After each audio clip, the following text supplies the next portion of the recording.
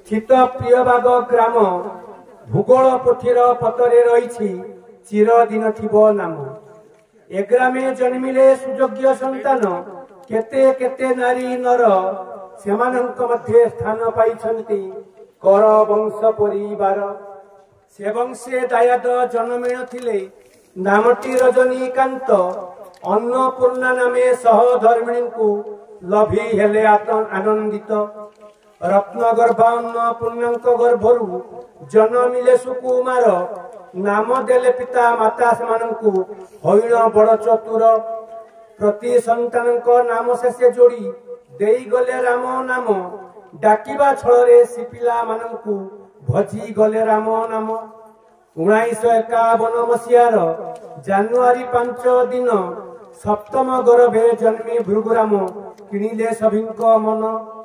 बाल्यावस्था थिला जेणु रोगाक्रांत लभिले विलंबे शिक्षा। ग्राम चाटशाड़ी परे लभिथिले उच्च माध्यमिक शिक्षा।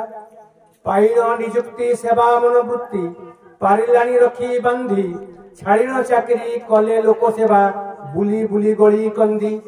गणेश महांती और कार्तिक बाबू संगे मिलाइले स्वर राजनीति पशा पालिका बुकला बढ़ाई ममता डोर।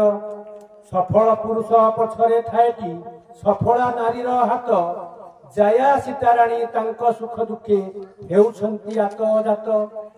अनुष्ठान प्रेमी बाबू भृगुराम खोला तांकरी हृदय निष्कपट हृदय प्रतिष्ठा करिले संस्कृतर विद्यालय। से संस्कृत विद्यालय नेलाजी महाविद्यालय रूप नरेंद्रनाथक नामरे नामित होईछि चिर आदृत। परिश्रम फल पाई बड़ खुशी कर बाबू भृगुराम सफलता पछे रही सर्वदा प्रभु श्री रामक नाम। आशीर्वाद बळे हईण अछंती ब्राह्मण समाजकर्ता सहास्य बदने जनाऊ अछंती सदा बेले शुभ वार्ता। रोगी सेवा पाई रही तांकर अहरह सुसंपर्क निष्कपट हृदय करंती साहाय्य न करी तर्क वितर्क। वार्धक्य अवस्था करी नहीं तांकु निज पासे करायत्त साजी कल्पतरु करुछंती कर्म निजकु करी आयत्त। मनीष जन्म अटई दुर्लभ देव लोके टणा टणी ए जन्मे भाई करी जाओ कर्म सुकर्म दुष्कर्म मणि। मानव जीवन नुहई केवल वर्ष मास दिन दंड कर्मे जिए नर कर्म एकादार जीवनर मानदंड। वाक्य वीर होई बंचिबा अपेक्षा करी जाओ किछि कर्म तेबे पर पीढ़ी सुमरी तुमको मने रखिथिबे नाम।